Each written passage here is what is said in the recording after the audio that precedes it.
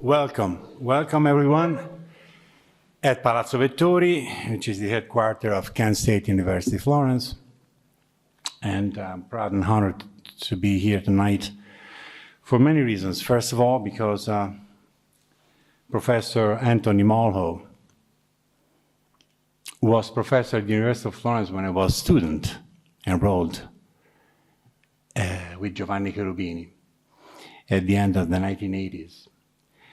And Professor MOLHO... I was there at the beginning of the 1980s.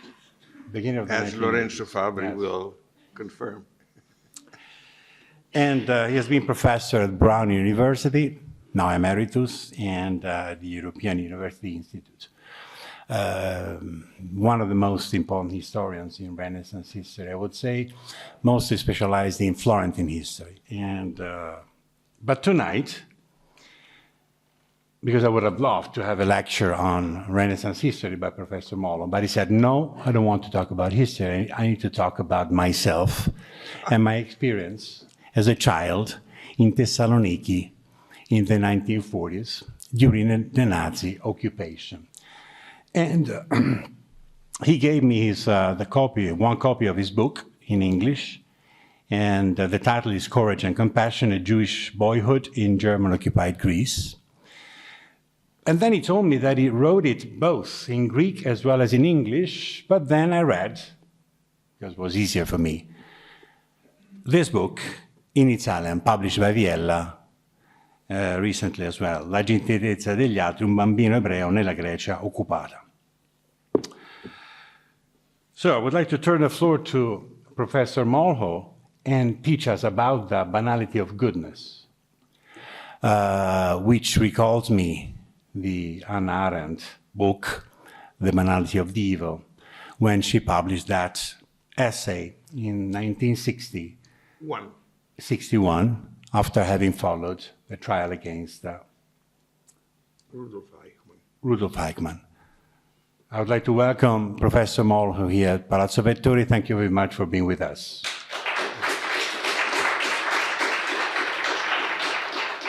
Thank you very much. To the director of the program, to the members of his staff, all of whom have been very kind and generous and forthcoming, I'm grateful. There's also another reason why I'm pleased to be here at Kent State University. When I was a young man, I was 17 in 1956. My family and I immigrated from Greece to the United States. And we settled in Cleveland, Ohio, which is very close to Kent.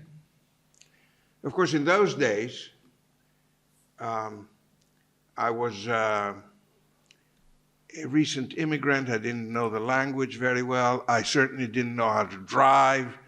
A trip from Cleveland to Kent would have been a major enterprise for me.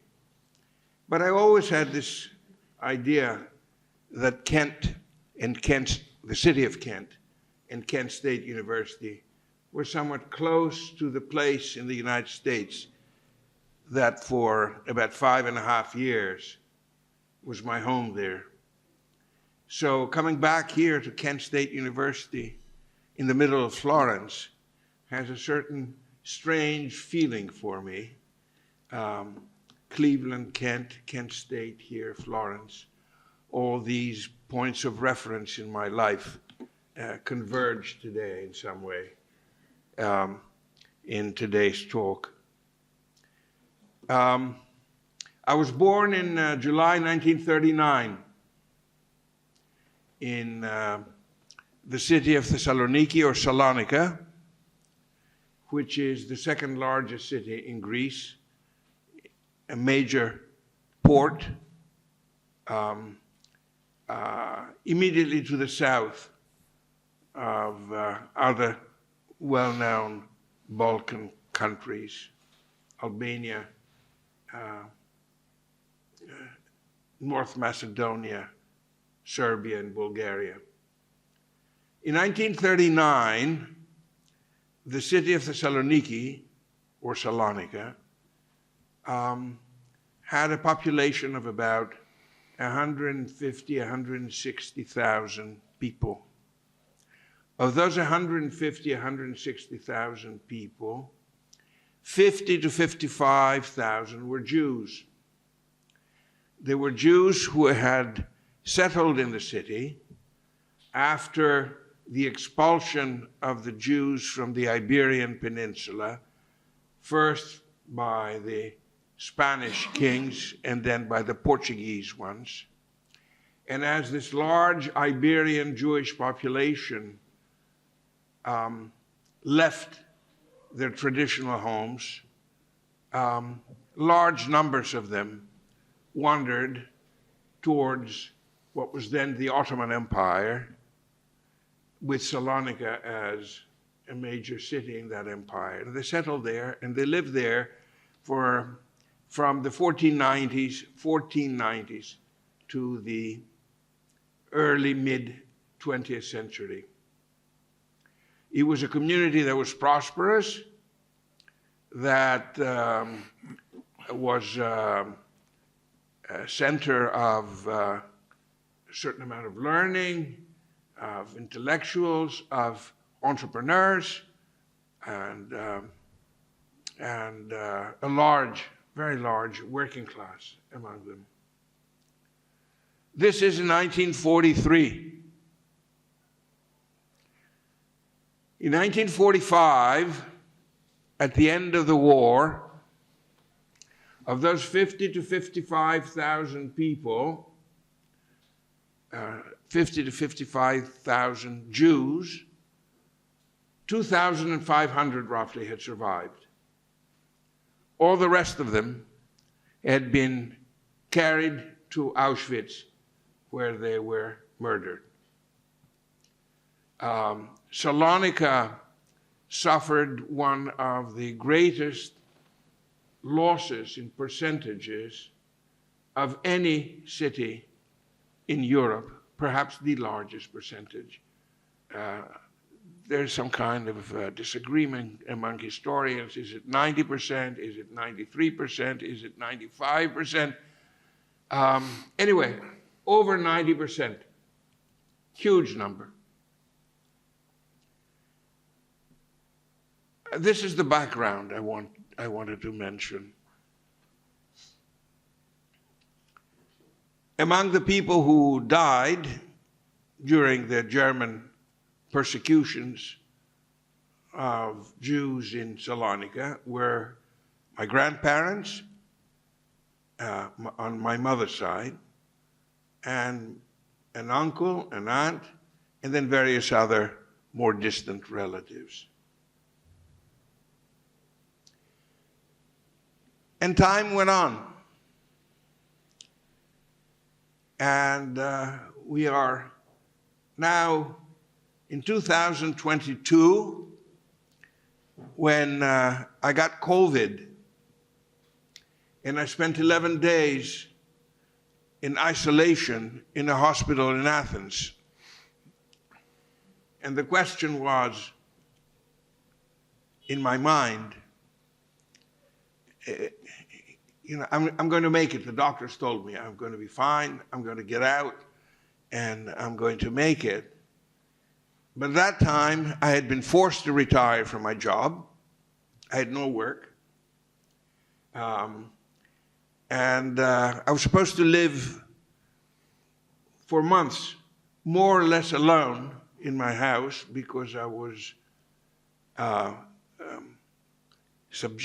easily subjected to infections. And the question came in my mind, what am I going to do with all this time that I have?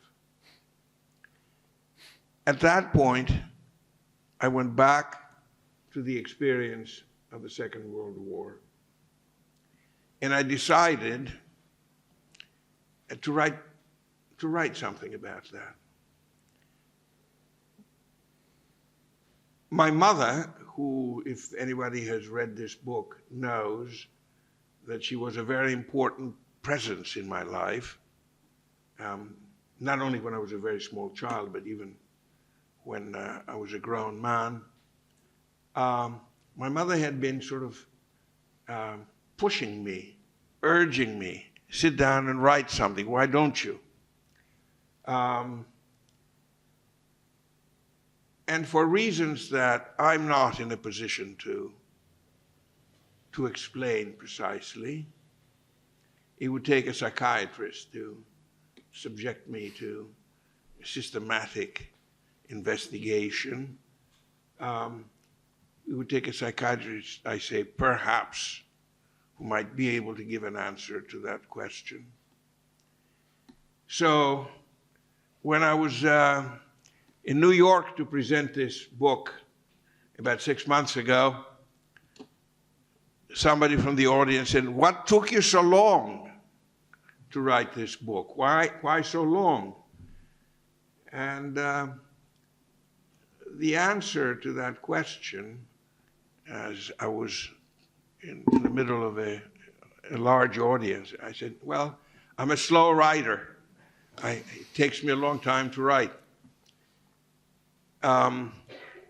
But there is also not only a flippant side to that answer, there's also a somewhat serious side. It took me a very long time to digest and to work through the memories of that period of time.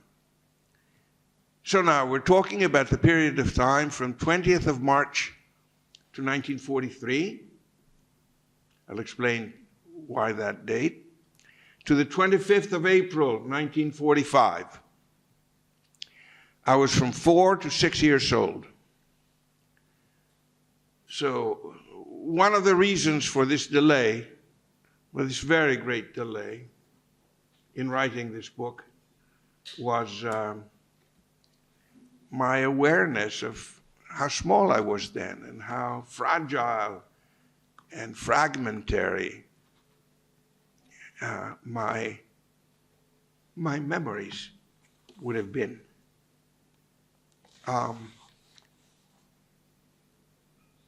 But then when I was in the hospital more recently, I decided I had to do it. So when I got home,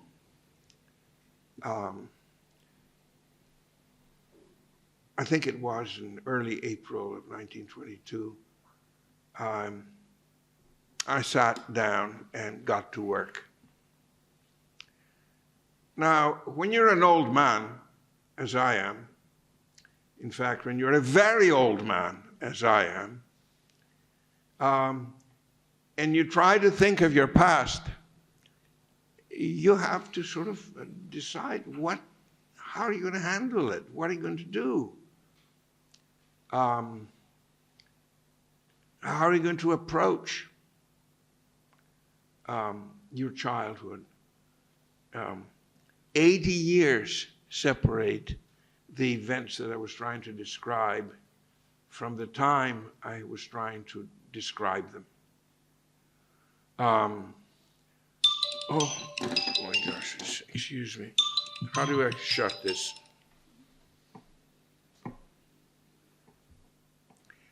Sorry, it's a voice from the past that's calling me. Now, I have the sense that the person who called is going to try, knowing that I don't really know how to use phones. And I told you.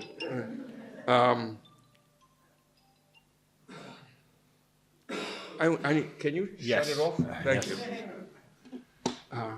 It's always nice to have an assistant who can do these things. How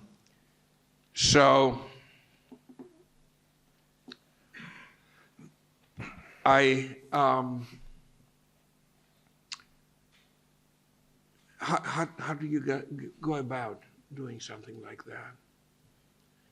You're thinking of yourself 80 years earlier, and you're wondering, that kid whose memory you have in mind, is it the same person as you are now? can there be this kind of continuity that you can recall who you were 80 years ago? And my answer at the beginning was, no, I couldn't. It was impossible. It really was impossible. And then the question was, what am I going to write? How am I going to do that? You know, biographies. I've been reading a fair number of biographies. And very often, you know, there's a chapter about grandparents, and then the parents, and then the childhood, and then the slow maturing of the person involved, and the maturity and decline. There's a kind of linear description of that person's biography. Well, I couldn't do that because I couldn't remember all the details necessary in order to write such a biography. My parents and grandparents and uncles and aunts and other family friends who were of my parents' age were all dead. I woke up one morning and I realized I was the oldest person in the family. And there was nobody to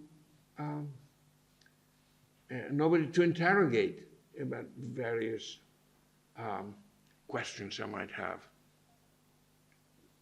And then there's another thing.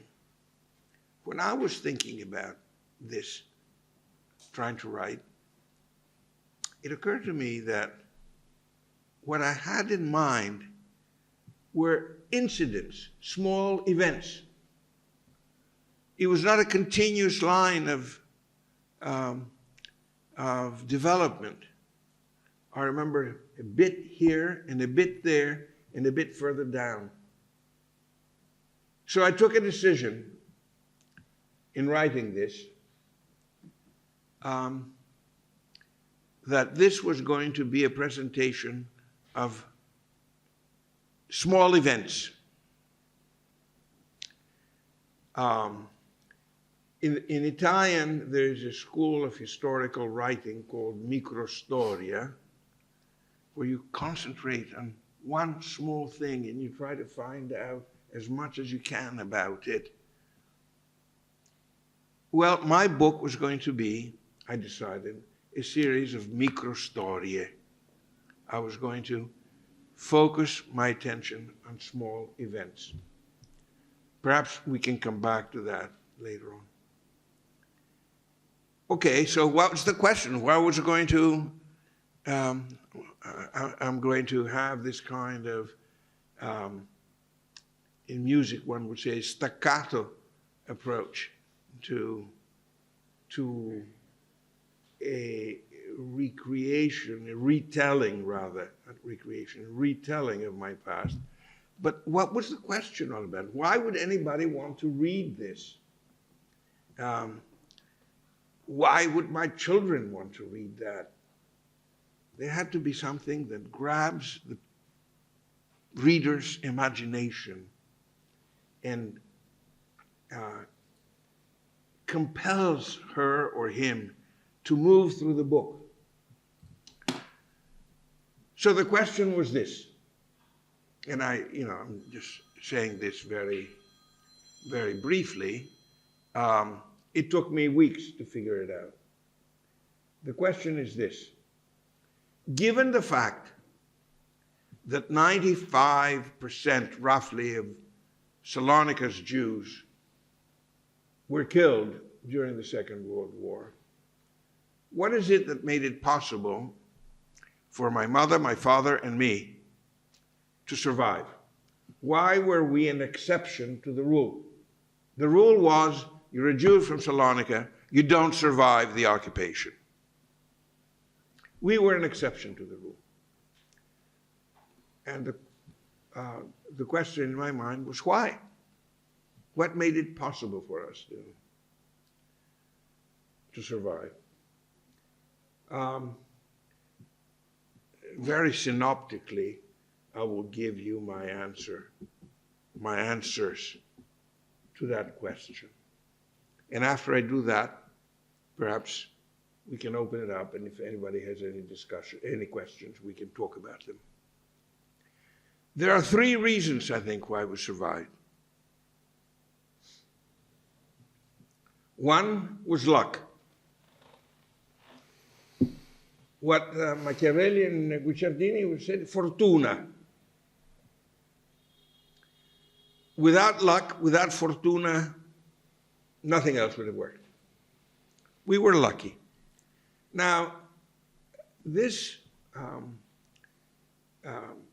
point raised a whole flurry of other ideas in my mind, because I remember when I first came to Florence as a graduate student in 1962 and started working very hard in the Archivio di Stato and the Biblioteca Nazionale, one of the really defining moments for me while I was working in the Biblioteca Nazionale was the discovery of Francesco Guicciardini's works.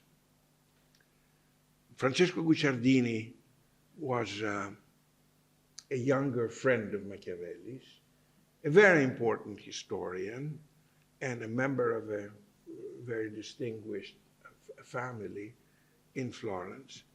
And time and again, he came back to this question of the role of fortune, of luck, what in Greek we call tύχη,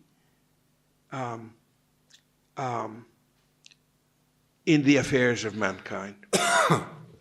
And there's a point in one of the ricordi of Guicciardini, which I remembered as I was writing this book, where Guicciardini says, when I see an old man, I am just struck by the luck that helped this young baby grow into an old man. So many things could go wrong.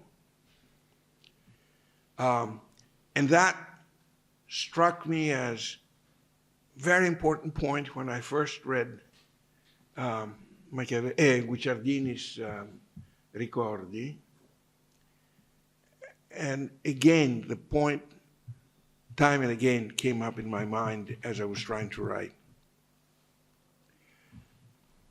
The second point, first is luck. Courage. Now, in 1943,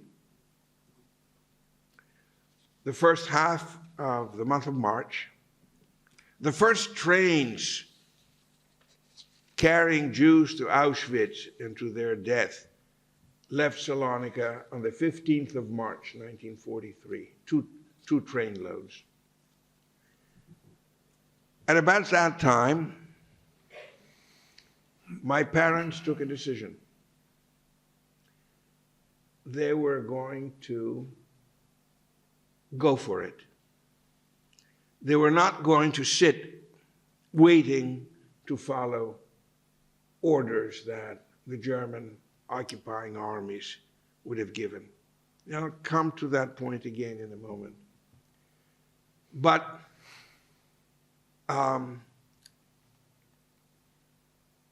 they decided, together with two of my father's brothers, two of my uncles, and two other very close friends of theirs, that they would leave Salonika and try to escape to Athens, because the German occupying forces were sharing the occupation of Athens with Italian occupation forces. And it was thought that Italians were less harsh, less rigorous, and more sympathetic to the plight of Jews. So they decided to entrust me, to give me to an unknown to them family, a Christian family, which was willing to take on the responsibility and the very major risk of hiding a small Jewish boy. This was a huge decision. And it was a huge decision not only to leave me, but for my parents, for my father to leave his mother, for my mother to leave her parents and her brother and sister, to leave everything, literally everything, and try to run. There's a chapter in the book where I describe their traveling from Salonika to Athens. It's a great adventure that they had to face. Repeated close calls with disaster, which in part because of good luck, in part because of the kindness of some people, they were able to escape.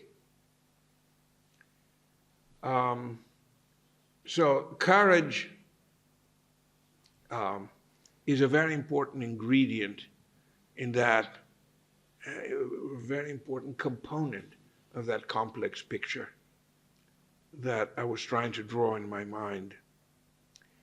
The question is, in 1943, in March, nobody in Salonika had heard of Auschwitz, of concentration camps. Nobody had a clue about what the Germans had intended to do with the Jews. The Germans and their flunkies in Salonika, collaborators, had sort of circulated a rumor that Jews from Salonika would be moved to Poland, where they would be established there, and homes and jobs and a regular life would be provided for them.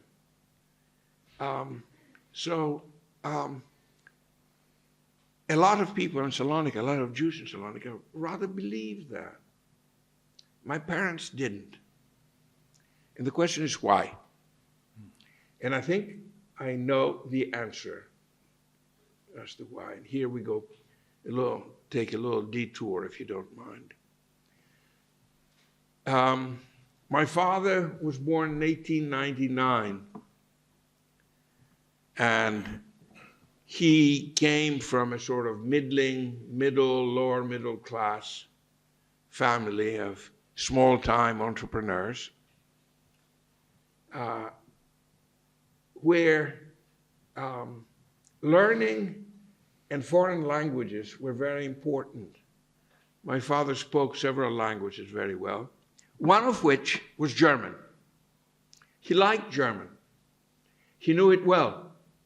When the University of Salonika was established in the mid-1920s and a chair of German was established, my father sort of worked as a volunteer, as an assistant to the professor of German.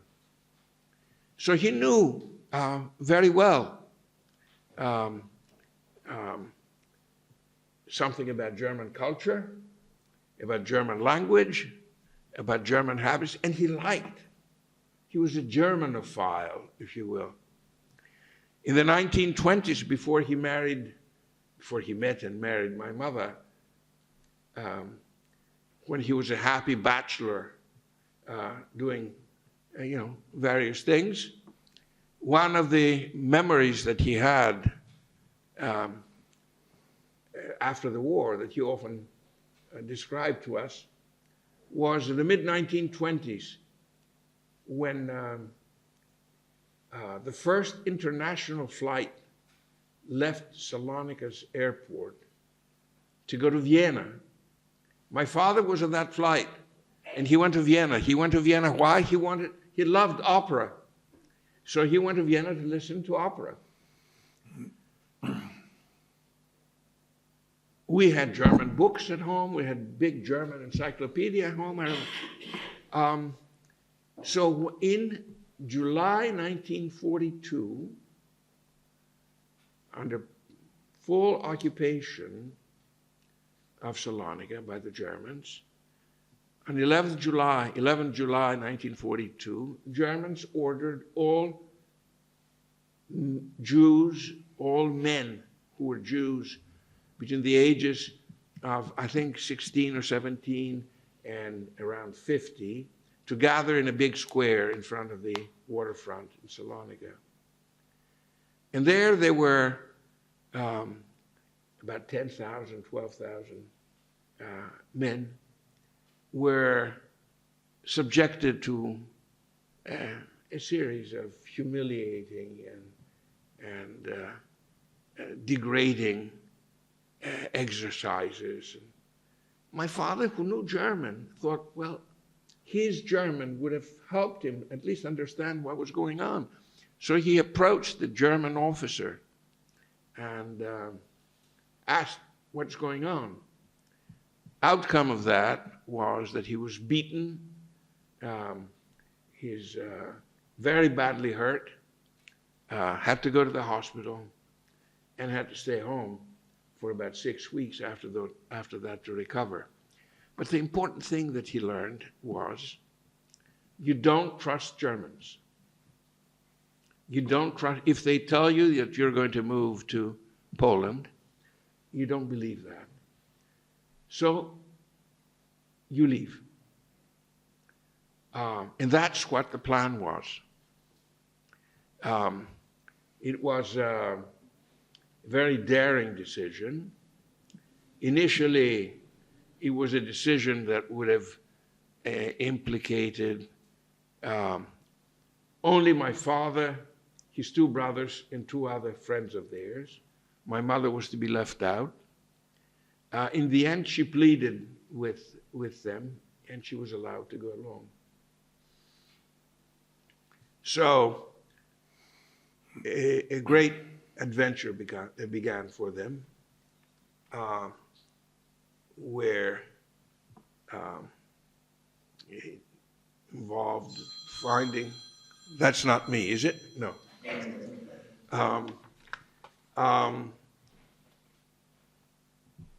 They had to find false papers. My mother's false papers were identified as such by the police in the train in the central part of Greece near a town called Lamia. She was arrested, and she talked her way out in a very dramatic set of conversations with the engineer of the train in which she was arrested. And so they got to Athens. And that was the daring. The daring, mind you, and I want to underscore this, the daring was not only on the part of my parents. The daring was on the part of people who chose to help them by taking me in as their fictive child. And the third part of my answer, if luck was one, courage was a second, the third part was compassion.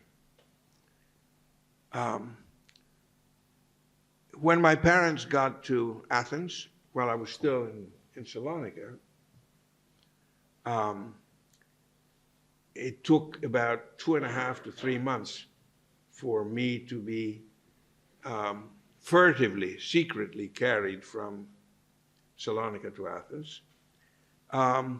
They were trying to find a place where I could be hidden. In the end, that place turned out to be a Catholic convent in Athens, very close to the center of Athens, where the Mother Superior was a Belgian nun, daughter of an important Belgian archaeologist in Greece. And after having been turned down in various institutions where they appealed for help on my behalf, this Belgian nun, Sir Hélène Capart, came forth and said she would hide me. Sir Hélène Capart was quite a remarkable person, I think. not only did she try to hide me, she didn't try to hide me, she hid me. But she also made it possible for my father to join the underground, in which he fought for about 16 months, and found jobs for my mother. My mother was placed in the home of a very well-to-do, very prominent Greek family of German origins. The Fix, originally it was Fuchs, but it was changed to Fix in Greece. Beer makers. They too took a risk. The question of my mother's Jewishness was never really spoken openly in their home, but it was clear that that's the reason my mother was there. Then when the Mother Superior was told that the secret police was about to raid the convent because they had found out that a small Jewish boy was being hidden there, I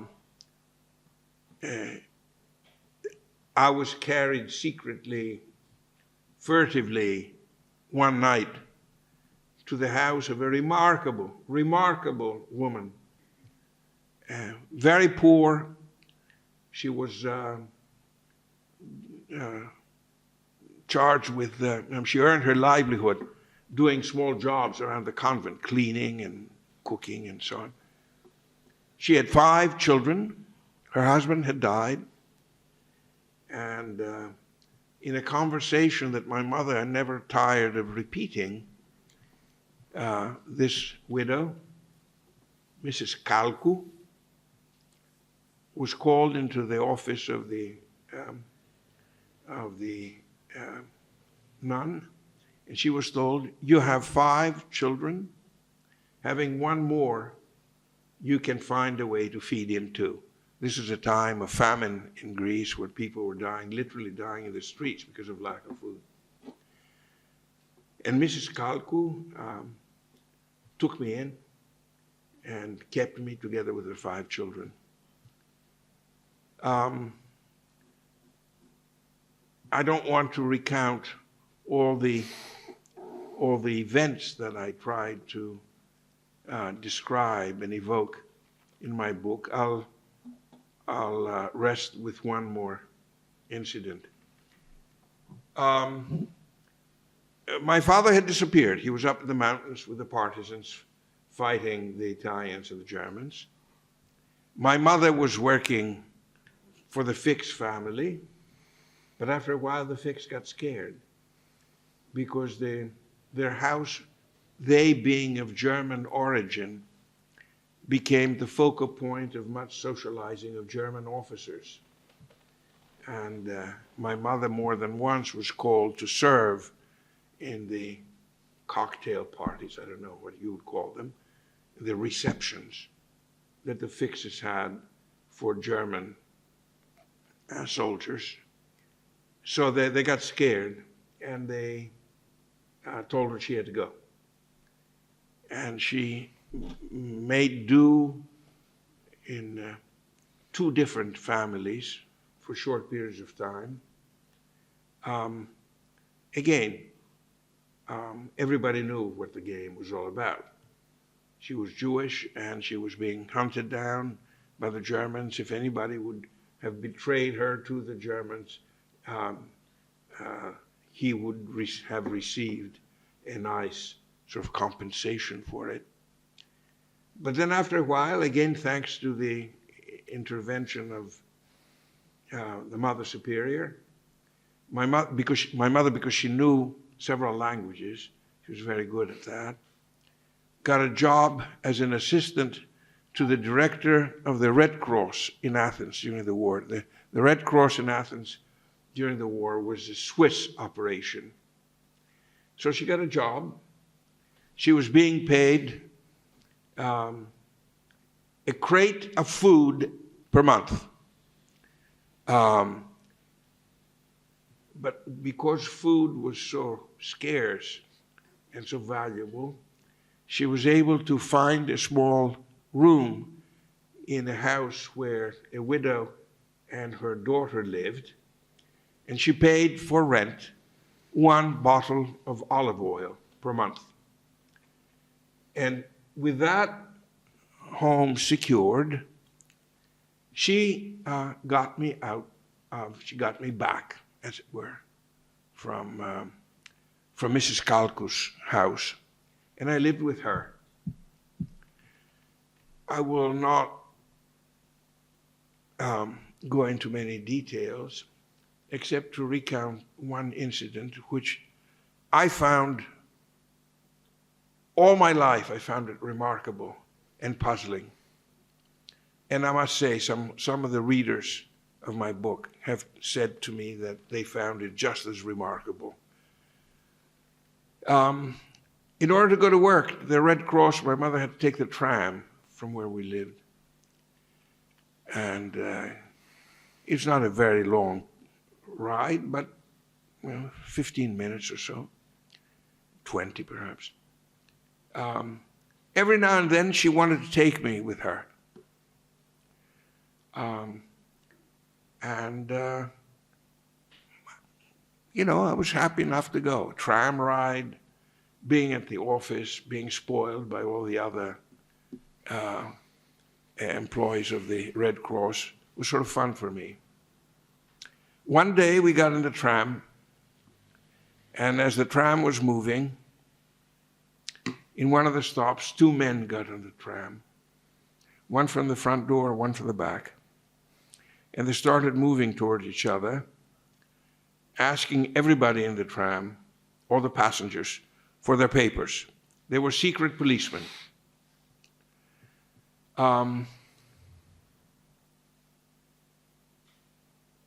There's a big commotion in the tramway.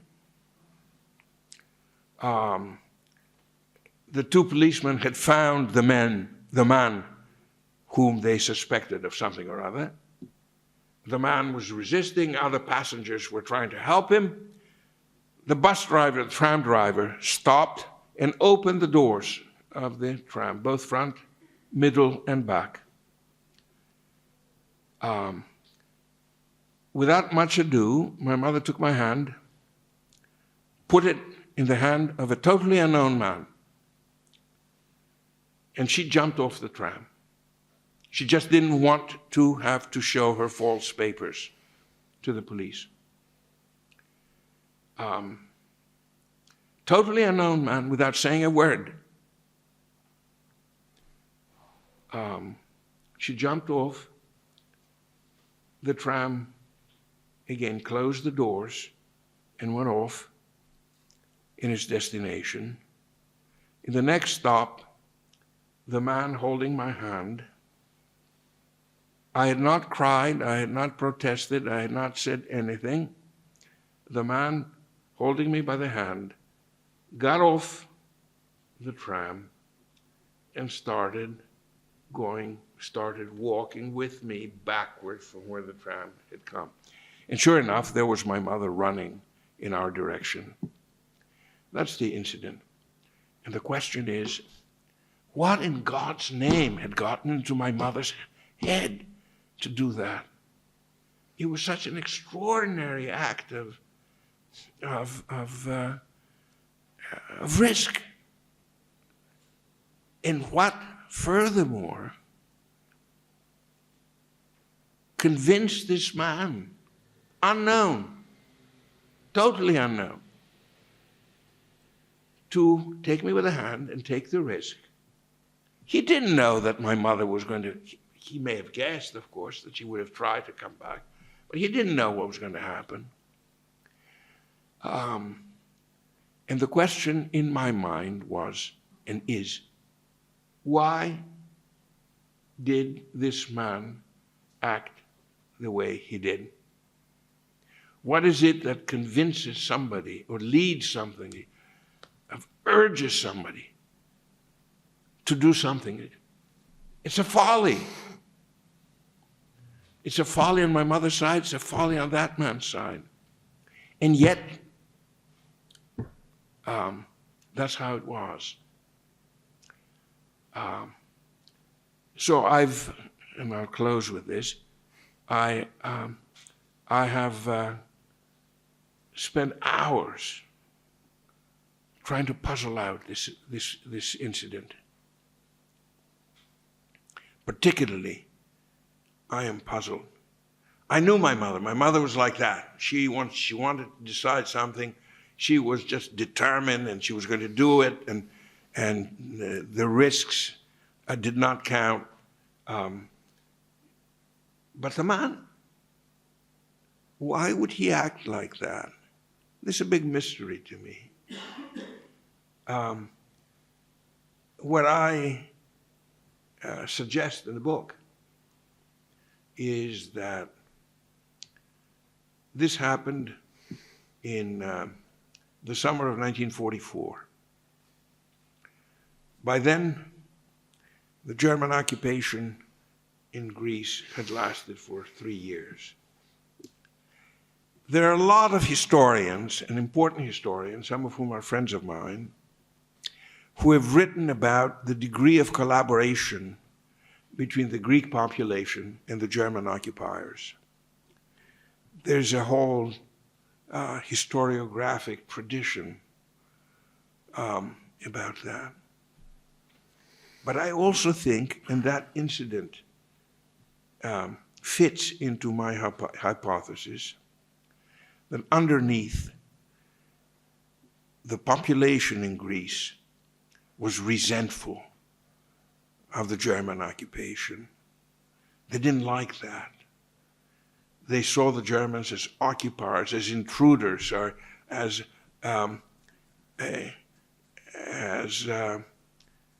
tyrants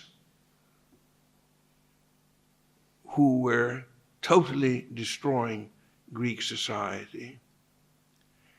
A few months before, a very major poet, Kostis Palamas, had died in Athens, and his funeral became a massive show of resistance to the Germans. It is said that 100,000 or more people were at the funeral, singing the national anthem.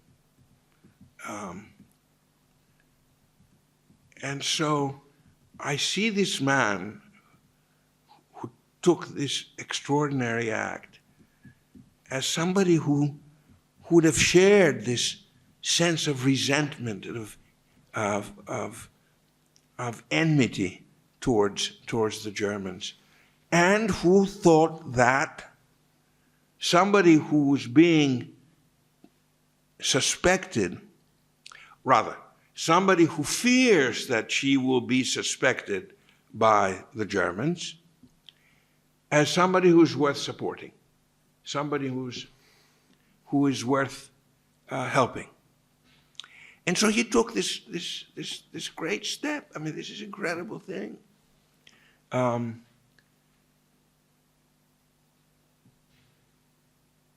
And so,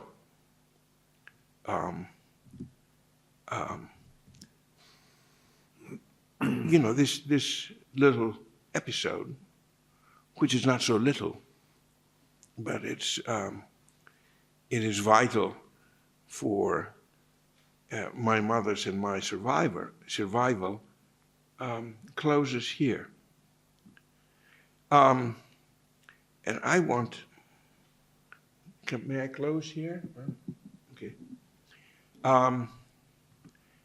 I'll anticipate a question. Every time I've presented the book in Italy, in the States, in Great Britain, one of the very first questions that I'm asked by a member of the audience is, were you a happy child during the war?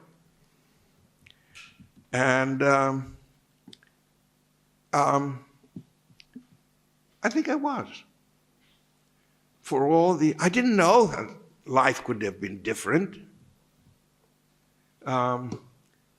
I thought that I was just going through the steps of life, and sometimes I was happy, sometimes I was not particularly happy. When on my 5th birthday, my mother, from her Red Cross colleagues, was able to rustle up a piece of chocolate, which she brought to me. I'd forgotten what chocolate was all about. I was pretty happy. I remember that.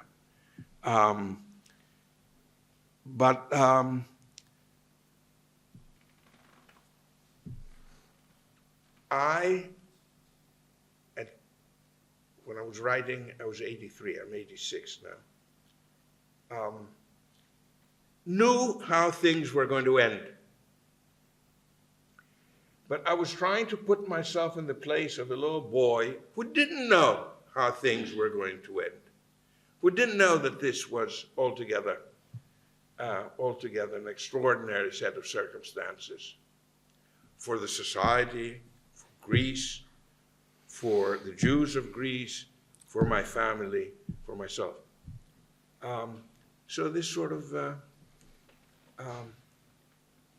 the meeting of these two approaches, the approach of an old man who sits and wonders, all this stuff that's happened, is that true? And it's true. And the old boy, and the young boy, the young boy who just day to day, that's the routine, that's life. That's what I try to do in the book, to capture both these points of view. And having said that, I think I've said enough, haven't I? I think perhaps we can have 10, 15 minutes of questions if you want. Okay, thank you.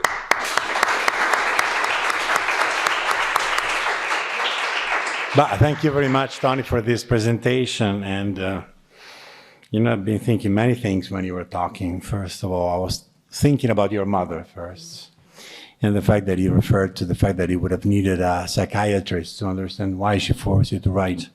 Probably you'll give us more details about that. But probably the main question that comes in my mind now is the following, the fact that you were talking about, luck, courage, and compassion. Mostly it's compassion which saved many, micro-histories you have touched with this presentation. And the question is, was it a social reaction by the Greeks to the Nazi occupation? Was something isolated, or something you would have said that would have been something to be shared by the many? Look,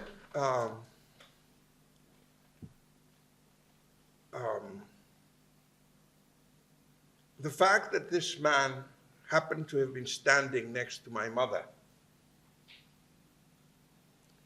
could have been another man. It could have been no man. But it was that man. That was luck. That was fortuna. And that was vital. Now, the question of the local population's reaction to the German occupation has been an important question, not only for Greece, but for a lot of the other occupied countries. There's been a huge amount of very interesting, intense literature regarding France during the occupation of the Second World War. And it took an American historian, Bob Paxton, to point out that contrary to what the French general story was, that we all hated the Germans, we all resisted against the Germans, we all did this and that, contrary to that view, there was a lot of collaboration in France. A lot. Why? For a variety of reasons. Because the Germans were seen as a force that would have stopped communism. Other people thought that especially this is true for Salonika, Jewish properties were a appetizing possibility of enriching themselves. When my father and my mother left Salonika, my father had a store, clothing store. He left a great deal of his merchandise with somebody, Greek Orthodox, Christian that is, who he thought was going to save. Of course, nobody knew, was the war going to end? When is it going to end? What's going to happen? You know, you live day to day, as it were. But anyway, my father entrusted much of his merchandise to this man. I have in my own archives a letter written by this man in which he says, oh gosh, you know, 3 times the warehouse where your things were kept, 3 times it's been, thieves have gotten in, and there's nothing left. There's a lot of that in Salonika. So there's a whole, especially in Salonika because of the large Jewish population, there's a whole side of the story which bespeaks a sort of meanness and indifference towards the Jewish population. But then there were a lot of other people. There's a wonderful, wonderful Greek writer, Ioannou is his name, who has written just magnificently about his memories of the Jews' fate in Salonika and the little Jewish girl who was nearby and whom he had fallen in love with. So I don't think it's possible to generalize, but I do think, and this is an objective fact, that Palamas's funeral, the 100,000 or more Greeks who gathered to follow the funeral procession and sang the national anthem, all the while German soldiers were observing the event, that suggests to me that there was something deep in Greek society. On the other hand, one final point.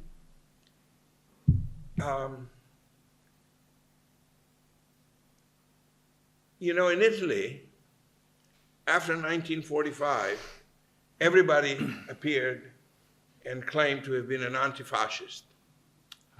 Everybody, you couldn't find one person who said that he or she liked Mussolini and Mussolini's regime.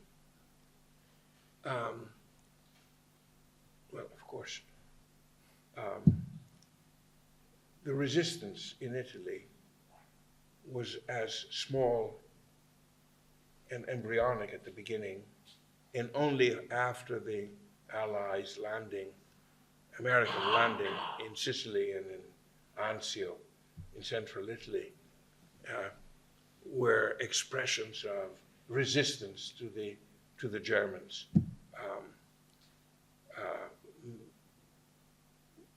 They multiply in number, they become important and weighty. So it's difficult to generalize. In any case, I'm not somebody who likes to generalize. I tend to see the particularity of things. And it's not a way to avoiding your question, but it's a way of saying the question is very complicated. It's a very good question, but very complicated question. Do we have any other question? I have a microphone here, ready to be shared. There's a lady back there.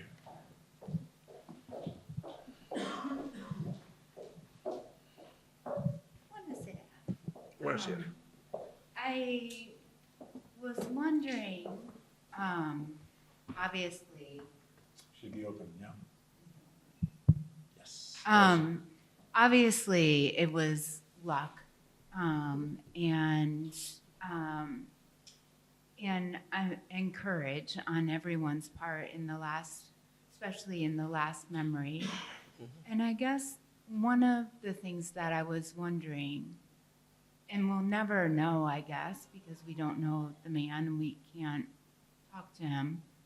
But I was wondering if it could have been that he empathized with your mom. He saw the fear on her face and saw you and how little you were and felt compassion because he lived under fear too. And perhaps because he seemed like he was empathetic and kind of understood that your mom would be there. I don't know. I guess I was just wondering. Perhaps. Certainly, I think you're right when you say that he was empathetic and he understood. He understood that my mother was running a risk. You know, there are a lot of these people, I've just mentioned about a couple today, but a lot of these people who show up in the book. And I would love to be able to talk to them. You know, I was 4 or 5 years old, and I'm 86 now, and if they were in their 30s, they would be 140 or 240 years old now. So there's no way that I could interrogate them. So in these circumstances, I think you have to rely on your imagination and your empathy for these people. That's very important, I think.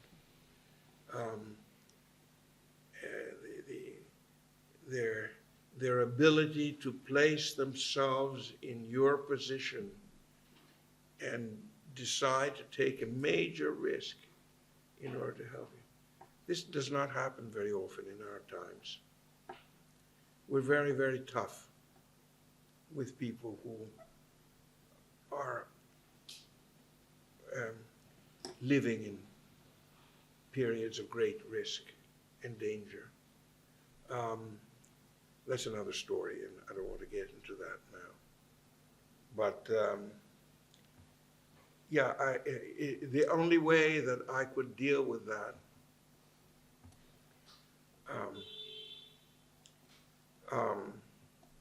is to use my imagination and to try to place myself in their place, in their position.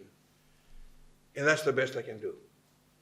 And if somebody thinks you can do better, please write your autobiography so I can read it. Okay. Well, thank you. Thank you. Do we have any other question? Any other question to Professor MOLHO? Yes. Thank you for the presentation and also for, good here? Okay. Thank you for the presentation, for sharing this. I was curious because you had brought it up, you talked a little bit about microhistory. So I was wondering if you could share a little bit about how microhistory influenced your writing of this book and maybe what it was like to go from adopting a microhistorical perspective in maybe more of like an academic sense and instead doing it when talking about your own story and people that you know. In the Italian version, which has come out, and the French version, which will come out at the end of this week, Carlo Ginzburg has written a postface. And we haven't, you know, Carlo Ginzburg is the godfather of microstoria. He happens also to be a very close friend. When he read the manuscript, we didn't talk about microstoria. But I think the fact that the manuscript and the book are so structured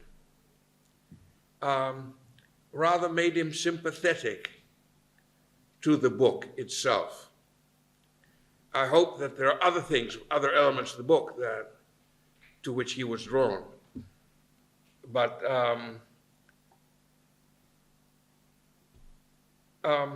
the last seminar I taught at the European University Institute, together with Jacques Revel, a friend of mine who was at the École in Paris, the last seminar was devoted to biography and autobiography. And I read a lot. Approaches, theoretical questions, and actual biographies and autobiographies. There's some that were excellent. There are some that are indifferent, in my view. But there was one that stood out and that really influenced me more than anything else. This is the unfinished autobiography published posthumously after his death by somebody I knew reasonably well, Michael Baxendale, an English art historian of extraordinary brilliance and sensitivity. And when I was reading we don't know how the book would have been had he lived, all right? He died before the book was still in the making. But as it is now, as we read it, it was published by some of his friends in England. As it is, I was struck by Baxendale's sort of courage in not trying to find a connecting thread between the various incidents, but presenting, I mean, there's some wonderful descriptions in his book. You know, his descriptions of Milan, where he was a graduate student, which is phenomenally good. But there it is, and it's not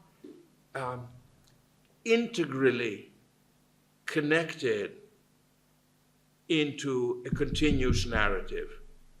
And I thought, gosh, this is something that I can learn from and try to do myself, and this is what I try to do. Now, whether one calls it microstoria, perhaps I was too flippant to have called it microstoria early on. But I've written things on microstoria, and I've written things on Carlo Ginzburg's work. I know something about microstoria.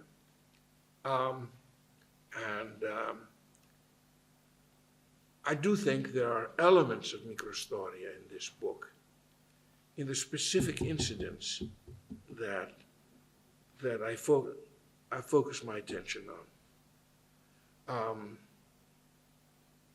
Microstoria is like any other approach. Historically, it can be done well, it could be done badly. Mostly it's done badly. But there are some wonderful, wonderful works inspired by Carlo Ginzburg's first writings of microstoria. Thank you. Any other question? By the way, Carlo Ginzburg wrote this fantastic book on Menocchio, the cheese and the worms, in Miller at the end of the 1500s. Any other question? No? Ready to go? Thank you very much, Professor MOLHO. Have a good evening.